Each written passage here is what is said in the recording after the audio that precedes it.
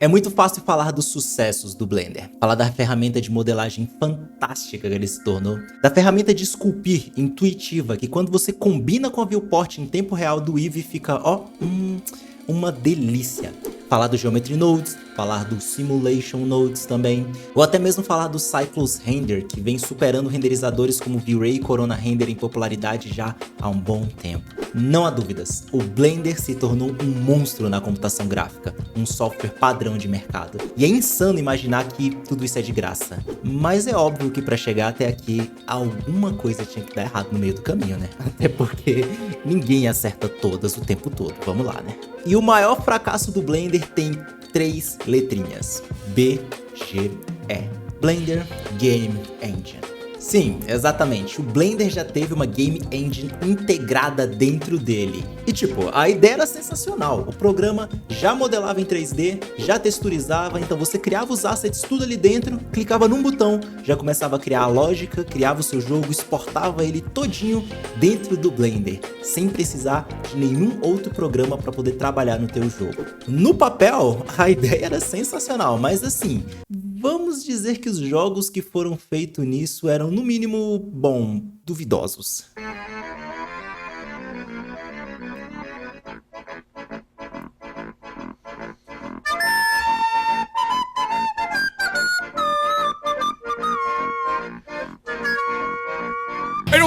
I don't know how this game works! Jesus Christ, it's fun though!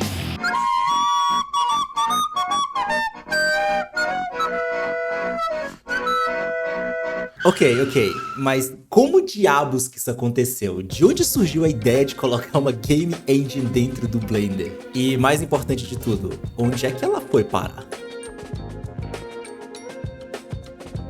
A bem da verdade é que essa tal de Blender Game Engine não era uma coisa nova, ela já estava dentro do Blender desde o ano 2000, na versão 2.25. Versão essa que foi criada ainda no antigo estúdio Not a Number, fundada pelo Tom Runcedal e que foi o estúdio que recebeu uma grana federal, enfim. Em 2008, a galera da Blender Foundation tava com o ego meio inflado, sabe? Isso porque lá em 2006, eles tiveram a ideia de lançar o primeiro Open Movie da história da Blender Foundation. Eles iriam fazer um filme com Blender, mas totalmente apoiado por doações e por qualquer patrocínio externo que abrisse ali pra eles. O filme seria feito com o apoio financeiro de doações e patrocínios externos e feito de maneira totalmente aberta. Ou seja, qualquer um poderia abrir os arquivos do filme e ver como ele foi feito, animado, renderizado, tudo isso aberto para o público. E assim, isso deu muito certo. O filme se chamava Elephant Dream, e era um filme bem sério, cujo propósito era mostrar que o Blender era um software capaz de suportar a produção de uma animação inteira, desde a modelagem, texturização, iluminação, animação e pós-produção, ou seja, basicamente entregar tudo com um programa só. E o sucesso disso foi tão grande que ali em 2008 eles resolveram fazer de novo, e deu mais certo ainda. Dessa vez eles fizeram um filme animado com uma promessa de fazer algo um pouco mais divertido, não algo tão sério como Elephant Dream, algo mais interessante. Convenhamos, Elephant Dream é legal, mas é meio que uma tech demo glorificada, ok?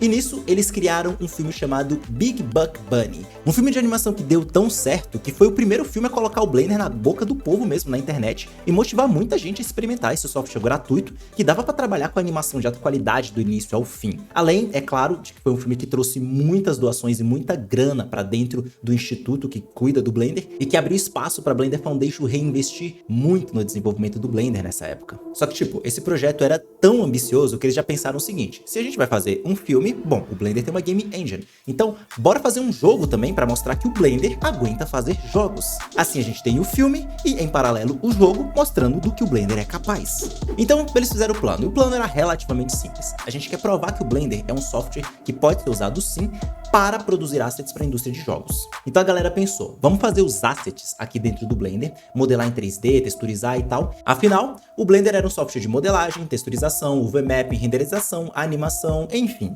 sabe, o Blender faz um monte de coisa ao mesmo tempo, né?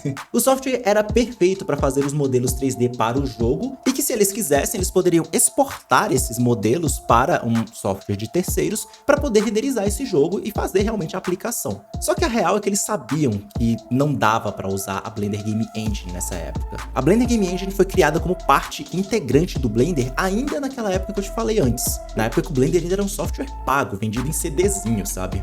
E como ela tinha sido adicionada no Blender 2.25 como uma coisa meio adicional para permitir o desenvolvimento de jogos e coisas interativas, ela meio que não colava muito com o Blender, sabe? Ela era meio instável. Então assim, mesmo o Blender já tendo uma Game Engine há praticamente uma década, na época do filme Big Buck Bunny, eles sabiam que a Blender Game Engine era bem instável e que talvez ela não aguentasse o tranco, sabe? Então assim, mesmo a galera da Blender Foundation tava meio insegura a respeito de usar a própria engine deles. Por isso, eles fizeram o plano B.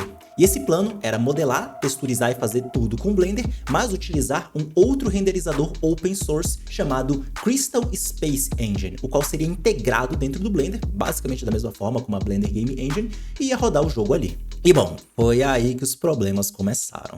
Trabalhar com a galera que usava a Crystal Space não deu muito certo. Foi um pesadelo de produção e, por isso, a versão final do jogo acabou sendo 100% refeita no Blender mesmo. Por isso, eles trouxeram novos desenvolvedores só para arrumar a Blender Game Engine e dar seguimento no projeto. Então, tem uma versão desse jogo rodando na Crystal Space e tem outra versão rodando na Blender Game Engine, 100% dentro do Blender. O engraçado é pensar que você pode baixar e jogar esse jogo agora mesmo. Ele tá aí de graça para você baixar e rodar. Eu não recomendo muito você fazer isso, porque, tipo, esse jogo é muito ruim. Meu Deus, que jogo horroroso.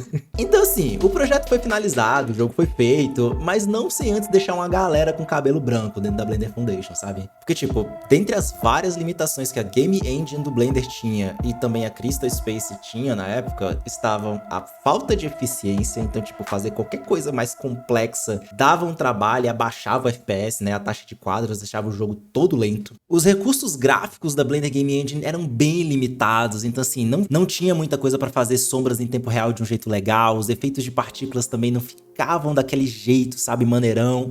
Isso restringia muito a capacidade dos desenvolvedores de fazer algo que ficava esteticamente bonito, sabe? Não tinha suporte para várias outras plataformas, então assim, você podia até exportar o jogo pro PC, mas conforme o tempo foi passando, a gente sabe que celulares começaram a aparecer, né? Então, iOS e Android, jamais. A integração de biblioteca externa era um pesadelo, simplesmente um pesadelo. Então isso dificultava muito adicionar funcionalidades externas, como físicas avançadas, ou alguma coisa assim um pouco mais custosa de inteligência artificial, para poder fazer aqueles bonecos se moverem ou alguma coisa acontecer. Fora a falta de suporte para biblioteca de áudio, né? Porque por alguma razão a Blender Game Engine só rodava arquivo de áudio .wave na época. Não tinha uma ferramenta de debugging propriamente dita, ou seja, quando você tentava debugar o código para ver o que tinha dado errado, até você descobrir o que deu errado, você tava lascado. Era horrível descobrir onde é que tava dando erro. Tudo isso que eu te falei deixava o fluxo de trabalho muito complexo e muito esquisito. Ou seja, a galera entrava, tentava usar e falava, isso aqui é uma bosta, deixa pra lá. E ia procurar outra render engine. E pra finalizar, bom, Blender Game Engine é sustentada pela comunidade. E a comunidade era muito pequena. Embora existisse uma comunidade de desenvolvedores ativas dentro da Blender Game Engine, ela era relativamente pequena em comparação às outras engines de jogos mais populares e ao próprio Blender, no caso. O que significava que ela tinha menos recursos, menos tutoriais e ainda menos suporte. Ou seja, o negócio estava ruim, continuava ruim e, bom, era isso, ficava ali, ruim. Essa Game Engine era uma dor de cabeça para quem usava e era uma dor de cabeça para quem tava cuidando dele lá no desenvolvimento. A galera fazia até algumas coisas legais com essa Game Engine, tá? Não vou mentir. Tinha gente que conseguia arrancar leite de pedra com ela sim, fazer jogos bem interessantes. Isso porque a galera era apaixonada pelo Blender, sabe? Então, via aquela coisa ali disponível gratuitamente e queria dar o sangue para fazer algo legal. É uma coisa que rola muito no Blender, sabe? Tipo, tem muita gente que é super fanboy do Blender exatamente porque tem essa forte sensação de gratidão, sabe? Porque enquanto outras empresas elas cobram até pra você dar 2 cliques no ícone na sua área de trabalho, o Blender é de graça. Então mesmo a Blender Game Engine sendo realmente, objetivamente pior do que as outras engines que estavam no mercado na época, a galera se esforçava muito pra usar, porque a galera era apaixonada, tinha esse forte senso de gratidão quando a pessoa tava utilizando aquilo ali, sabe? Então assim, apesar do esforço generalizado, a maioria dos jogos feitos na Blender Game Engine acabavam virando jogos meio memes, sabe? A direção de arte ficava meio questionável, a jogabilidade ficava bem ruim, E assim, alguns jogos feitos na Blender Game Engine se destacaram. Um deles foi o Fly in the House, que foi um jogo que foi muito jogado por uma galera no YouTube, porque tinha uma física muito interessante, onde você podia quebrar tudo no cenário. E você tinha um jogo chamado Dead Cyborg, que é gratuito e tem 2 episódios. Esse jogo ele se destaca porque ele tem uma direção de arte muito bem feita. Ele é feito 100% na Blender Game Engine, e com sua direção de arte bem feita, nem parece que foi feito numa Game Engine que era, bom, objetivamente mais fraca. Isso mostrou que, em casos mais simples, o artista criando o jogo é realmente o protagonista, não tanto o programa de computador que ele tá usando. Mas é aquela, né? Entre sucessos e fracassos, bom, as limitações e os problemas continuavam ali. Infelizmente, a Blender Game Engine continuava sendo um pesadelo de desenvolvimento, tanto para quem usava, quanto para a própria Blender Foundation que cuidava dela. E por isso que eles tiveram que tomar uma das decisões mais difíceis que eles já tiveram que tomar, desde que o Blender foi criado. Eles decidiram, bom, deletar a Blender Game Engine. Obviamente, a reação do público não foi positiva. Os comentários, na real, foram de ódio generalizado. Muita gente dizendo que nunca mais ia usar o Blender, que não ia nem abrir o Blender 2.8 porque queria continuar utilizando a Blender Game Engine. Mas tipo, sabe qual é a verdade? A verdade é que mesmo com a galera tendo ficado inflamada de ódio, essa Game Engine não tinha muito futuro, sabe? O próprio Tom Ronsedal, criador e chairman do Blender, disse numa entrevista ao Blender Guru que a Blender Game Engine tinha decisões de design que simplesmente não eram boas e que não permitiam que ela melhorasse junto com o Blender. In the Not Number Company, we redesigned the game engine. A whole lot of design decisions were wrong. They were not good. So we had all kinds of assumptions about how to put it in Blender. Most of them didn't work out. They didn't work out in a way that you would get a natural evolution of increasing quality in the software. Enquanto eles desenvolviam o Blender e o Blender parecia melhorar naturalmente, sabe, numa crescente, a Blender Game Engine era tipo aquela âncora, que tudo ia melhorando e você tinha que parar pra voltar e arrumar ela. Era como se ela fosse um corpo estranho naquele sistema. Ela não se encaixava em nada, só dava problema, tudo tinha que ser refeito pra poder se encaixar nela. Uma das coisas que o Tom Ronsedal disse era que a Blender Game Engine dobrava o trabalho dos desenvolvedores, porque sempre que uma coisa era feita no Blender, ela tinha que ser refeita pra funcionar na Blender Game Engine. Era como se ela fosse um código alienígena que não se encaixava muito bem ali dentro. Então foi por isso que eles tiveram que tomar essa decisão difícil, sabe? E essa decisão foi difícil mesmo, porque, apesar de tudo, a Blender Game Engine era parte da história do Blender. Era algo que deu trabalho de cuidar, e querendo ou não, tinha muita gente que tinha colocado esforço e até o coração pra poder criar aquilo ali, sabe? Então, tipo, a galera tava muito mal em ter que fazer isso, porque seria você pegar o trabalho de um monte de gente que deu sangue e suor, virou noite pra poder fazer aquilo ali, e jogar no vaso e dar descarga, sabe? A sensação de trabalho perdido, de tempo perdido, era horrorosa pra equipe. Eles fizeram várias reuniões e conversaram muito sobre isso, e a galera da Blender Foundation entendeu que eles precisavam focar naquilo que realmente era a paixão deles. E a paixão deles, da Blender Foundation, da equipe que tava lá, era produzir filmes animados dentro do Blender, sabe? Era ter o Blender Animation Studio ali, criando coisas interessantes. Eles eram fãs de Pixar, fãs de DreamWorks, fãs de criar coisas malucas com VFX. Eles queriam criar histórias e desenvolver o Blender pra continuar contando essas histórias. E jogos não era a única maneira de fazer isso. Então, assim, mesmo com muita gente fazendo coisa até legal dentro da BGE, e que as possibilidades pareciam incríveis na época, sabe? O lançamento do Eevee renderizando em tempo real, com uma Game Engine integrada e com gráficos top, sabe? Parecia muito bom pra ser verdade. Mas eles perceberam que eles precisavam escolher, e fazer aquilo, deletar a Game Engine, era o melhor pro Blender, tanto como software, como empresa sem fins lucrativos, né? Como uma fundação. E foi assim que, em 16 de abril de 2018, às 9h07, horário de Brasília, a Blender Game Engine foi oficialmente